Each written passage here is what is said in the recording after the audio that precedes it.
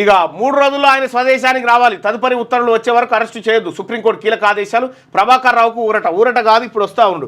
ప్రభాకర్ రావును ఈ కేసులోనే అరెస్ట్ చేస్తారని ఎందుకు అనుకుంటారు? ఇంకా చాలా ఉన్నాయి కదా, ఈ కేసు వరకే రిలీఫ్. తర్వాత ఇక్కడ ఫామ్ హౌస్ కేసు ఉంది కదా, చాలా ఉన్నాయి. అయితే ఫామ్ హౌస్ కేసుకి సంబంధించి ఈజీగా అరెస్ట్ చేసే అవకాశం ఉంటుందట. విషయం ఏంటంటే నిన్న అంటుండు కోరే ఏమంటుండంటే ఇక్కడ అరెస్ట్ చేయడానికి ఏముంటుందంటే ఆడియోలు రిలీజ్ అయినాయి.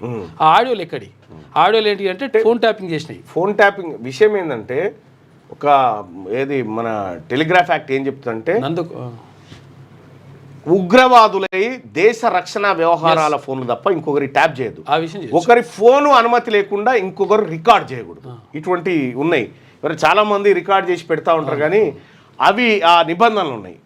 ఇంకా చంద్రబాబు అట్లే తప్పించుకుండు కదా, వీళ్ళు ఇరికిర్రు అనే. ఎట్లా తెలిసింది మీకు బ్రీఫ్డ్ మీ అనే పదం అనేటువంటి? ఈ బీజేపీలోకి బీఆర్ఎస్ కంటిన్యూషన్ వార్త, కుంజా హిడ్మా అరెస్ట్. ధైర్యం ఉన్నోడే యుద్ధం గెలుస్తాడు అని రేవంత్ రెడ్డి చేసిన వ్యాఖ్యలు. ఫస్ట్ పేజీ కంటిన్యూషన్ వార్తల్ని మనం ఇక్కడ చూడొచ్చు. ఇక కోట్లు మింగిన వాళ్ళు క్షేమంగా ఉన్నారని చెప్పి సకినాల సుధాకర్ రాసినటువంటి ఇవి చూడొచ్చు.